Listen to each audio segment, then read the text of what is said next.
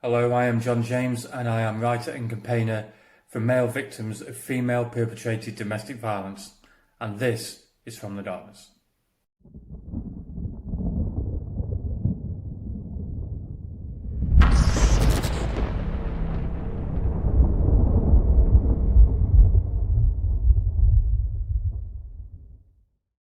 Hello and welcome to another episode of From the Darkness, and today I'm going to answer some of your questions that you've very kindly been sending in, and thank you to everybody who's sent a question in, and I will get right to it. Just put my glasses. Do I look intelligent?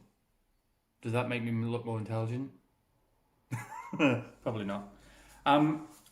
First question I received is, do you think your abuser was just nasty or did she have psychological problems? I believe that she had psychological problems. Her past was a very abusive one herself. Her father was an abusive alcoholic, physically abusive alcoholic.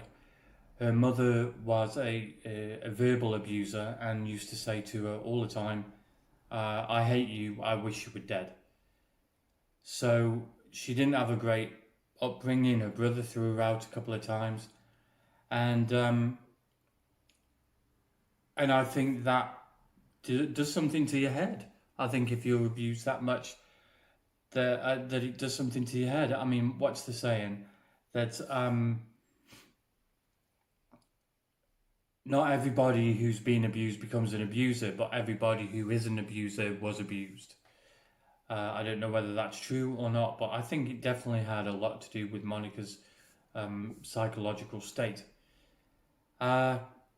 It's no excuse. It's no excuse. Like since my abuse, I haven't been abusive to anybody else. You know.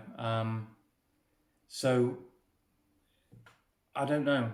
I definitely think she had mental problems. I definitely think she had narcissistic personality disorder. So there you have the psychological problems right there, the personality disorder right there. Excuse me, I've got a cold. But yeah, I don't think she was just a nasty person.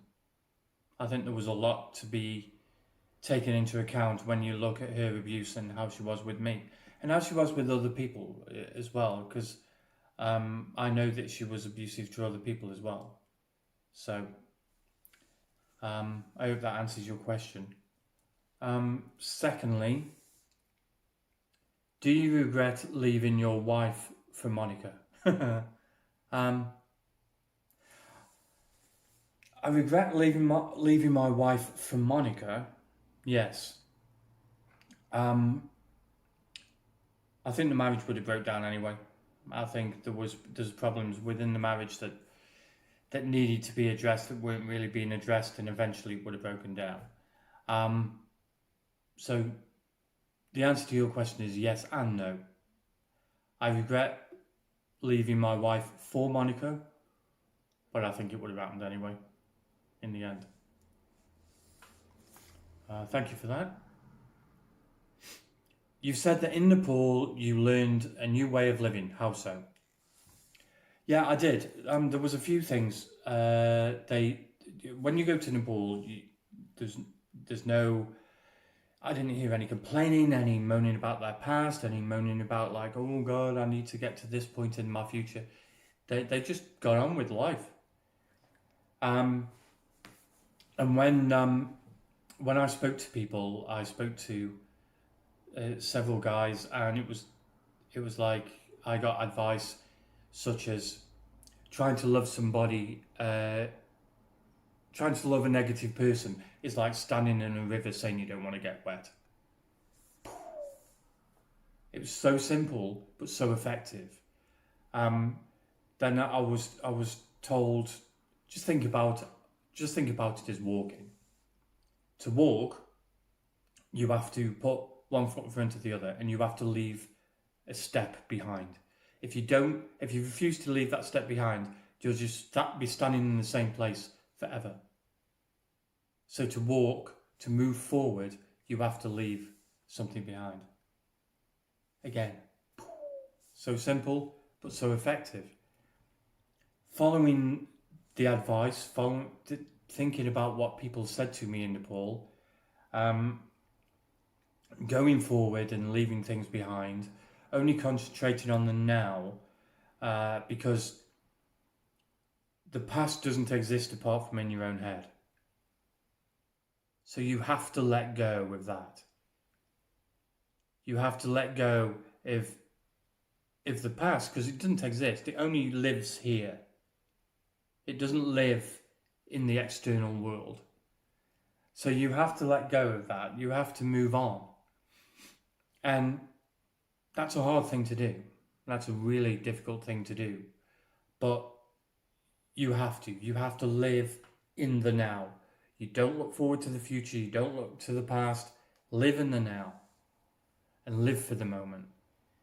And I did, and I have progressed from there in a very, very positive way. Okay. Was it painful to write your book? Will you be writing more? Yeah, it was painful. It was painful to go over all that again.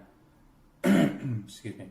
I had to think about it all over again. I had to feel it all over again.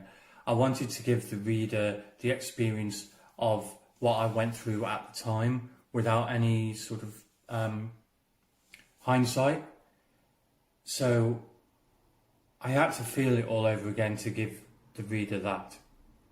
So it was very painful to go through all that again. As for writing more, yes, I am writing more. I don't know when it will be finished, but I'm writing a book called Strong Once More, and that's bits about myself, but it's mostly about other male victims of female perpetrated domestic violence.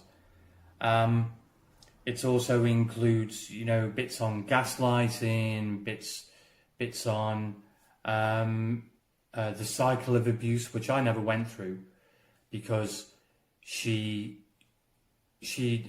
cycle of abuse, if you don't know, is there's the abuse, there's the apology, there's the reconciliation, there's the abuse again. I never went through that. I was told, this is me, get used to it, it's only going to get worse. So, but I do talk about the cycle of abuse, and I explain that anomaly of Monica's behaviour. Okay. Why did you not leave? That's a common question.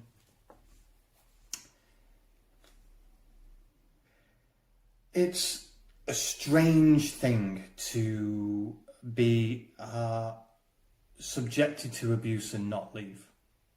Very strange. And it's hard for me to explain to you why I didn't leave. I think there's many, many reasons. One, I thought I could fix her. Two, the gaslighting and the manipulation makes you believe that it's your fault. So, if I change, then maybe she'll get better. Maybe she'll treat me better. Doesn't work, because it's not your fault at the end of the day. It wasn't my fault. It isn't your fault if you're suffering from abuse. It's the abuser's fault, because the abuser is targeting you, is abusing you. It's not your fault, and it wasn't my fault, but I thought it was. I had nowhere to go. Very much in the same position as a woman. I'd burnt my bridges with my ex-wife, so I had nowhere to go there. She'd isolated me very much so from family and friends, so I had nowhere to go there. I still had to work to earn money, so it's not like I could move to a different town and go live with my mum or something. So there are many reasons why I didn't leave. And you just get caught up in this, it's your fault. So I thought if I could change, then everything would be all right. But when you do change, they move the goalposts. So you'll never get to be the man or woman that your partner wants you to be. People talk about red flags. Did you not see any red flags? Do you know there's many books on red flags, spotting red flags. Don't believe any of them. Don't believe them, because once the red flags start, you're already in the abuse. It doesn't start with them coming up to you and going, hello, boom, and that's like that. You know, you go, oh God, I've got to get out of this. They start with coming into here, and there's no red flags for that. There's no red flags for them manipulating your head. So no, I didn't see any red flags. Maybe people could say, you know, when she was pinching you, when she was punching you in the chest in the beginning, when she was calling it playing, then maybe I should have seen that as a red flag. And in a way I did, but then she's saying, oh, come on, I'm only playing with you. I thought you were supposed to be a man. I'm only playing with you, for God's sake. So that gets in there, and that made me think, well, maybe I am overreacting. Maybe she is just playing. So I'm afraid that all the books, in my opinion, my humble opinion, all the books that are on red flags are just waste time, because become the red flags are obvious. You're in the abuse. How did you cope with the abuse when still in the relationship? Ooh, that's a good question. I didn't really cope with it. I was falling to pieces. Half the time I didn't think it was abuse, because I was told that it was my fault. And I didn't cope with it. I was suffering from depression. I was probably in the early stages of PTSD at this point. I used to look out of the window. She'd go off to work on her bike, and I used to look out the window and just pray for a fatal accident. Because that's how messed up I was in my head. Because I just thought, I can't bear to lose her, but I can't bear to be with her either. So just, yeah, so I'm sure that people do cope with it. I'm sure that people have coping strategies. And if you have coping strategies, please let me know, because I'd like to pass that on to other people. But I didn't cope with it at all. I was basically falling to pieces. What kind of abuse did you suffer? Psychological abuse, emotional abuse, gaslighting. I was convinced that it was my fault. I was convinced that people didn't like me. I was isolated from my family and my friends by gaslighting. What other kinds of abuse? Sexual abuse. Now, I'm going to say something controversial here. I believe I was raped. Ooh, a man can't be raped. But I believe that I was. If a woman has sex with a guy because she's scared of what will happen if she doesn't, that's rape. That's what happened to me. I had sex with Monica on several occasions, many occasions, because I feared what would happen if I didn't. By definition, that's rape. Now, I know that rape, the Oxford Dictionary or whatever the definition says penetration. But no, I don't believe that. I don't believe that. Because it's manipulation as well.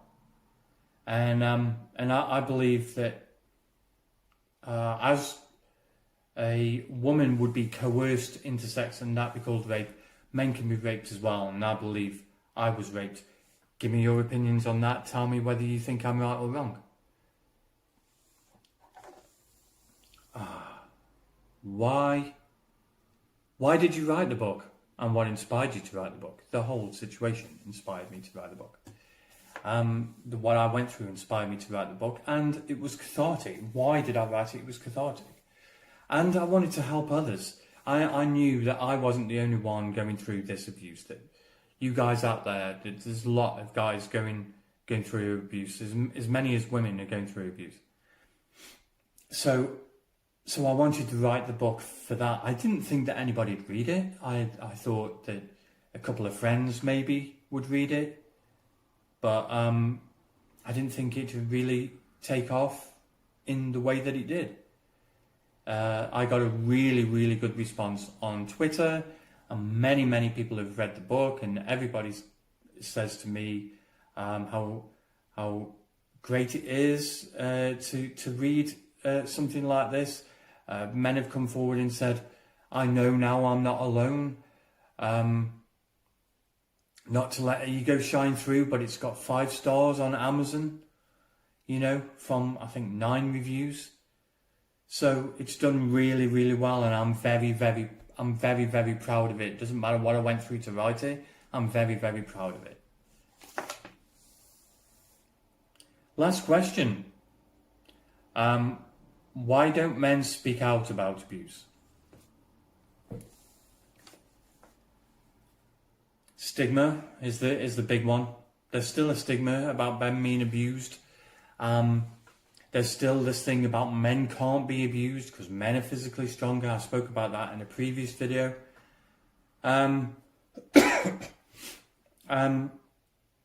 Yeah, so there are many reasons why men don't speak out, but stigma is the biggest one.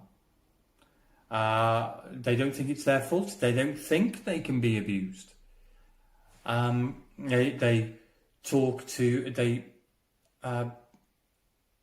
talk about, to me, they've talked about how they couldn't believe that somebody who loved them that much would be hurting them. So they didn't believe it was abuse. They believe that men should be able to take it, so therefore it's not abuse. We need to stop the stigma. We need to end the men can't be abused narrative, and acknowledge that men are abused, and in great numbers. So yeah, so I hope that answers your question. I hope that answers your questions. Thank you very, very much for that. And if you write me more questions, send me more questions, I will make another video and answer all those. So thank you very much. Stay safe out there. Take care. Peace. Hello, and I hope you liked that video. If you did, can you please give it a like, and hopefully, if you will, please subscribe. It would be much appreciated. There'll be more videos coming soon on the subject of male victims of female perpetrated domestic violence. Take care of yourself. Peace.